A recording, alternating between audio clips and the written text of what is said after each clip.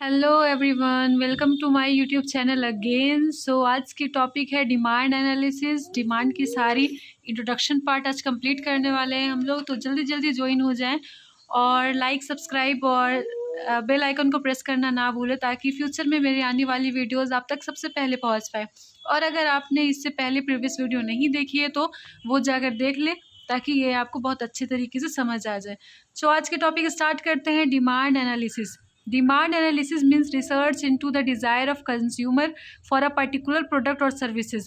Demand analysis, पहले तो हम लोगों को जो है वो एनालाइज करना पड़ेगा कि कस्टमर की डिज़ायर, उनकी डिमांड किस प्रोडक्ट पे सबसे ज़्यादा है और हम लोग उनको क्या सर्विस प्रोवाइड कर रहे हैं, किस तरीके की प्रोडक्ट जो है दे रहे हैं उन लोगों को।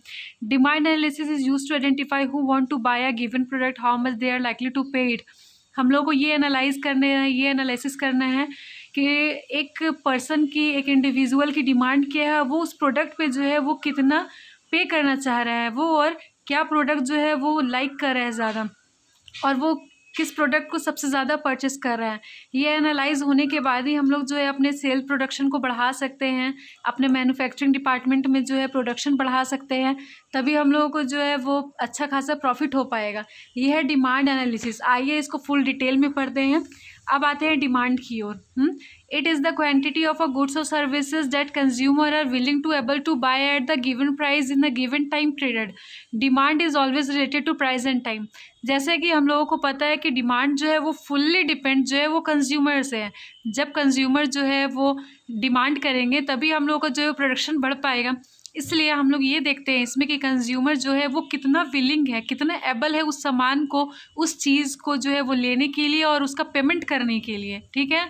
और ये डिमांड जो है वो फुल्ली जो है वो डिमांड फुल्ली जो है वो प्राइस और टाइम पे वो डिपेंड करता है। ठीक है।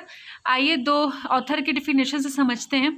According to professor Benham, the demand for anything at a given price in the amount of at which will be bought per unit of time as that price।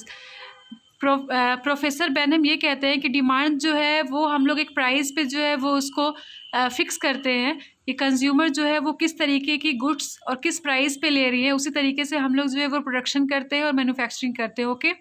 Next है according to Ferguson, demand refers to the quantities of a commodity that a consumer is able and willing to buy each possible price given a given period of time and other being equal। कह रहे हैं, ये author का कहना ये है, demand जो है वो पूरे तरीके से कंज्यूमर पे डिपेंड हो और वो हम लोग ये देखते हैं कि वो विलिंग है या नहीं है उस सामान को बाय करने के लिए और उसका प्राइस जो है वो पेमेंट करने के लिए। और सारा ये बस दोनों देखेंगे हम लोग, टाइम और प्राइस जो है वो उस पर वर्क करेगा, बाकी सारी चीज़ें जो है वो इक्वल रह जाएंगी।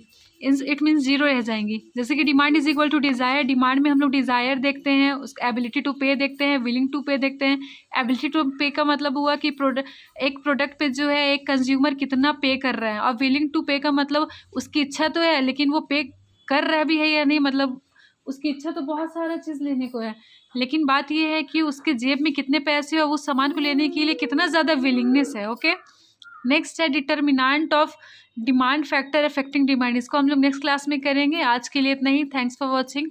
अगेन मेरे चैनल को आप लोगों ने अगर सब्सक्राइब नहीं किया है तो सब्सक्राइब कर लें। Thanks for watching. Bye bye, take care.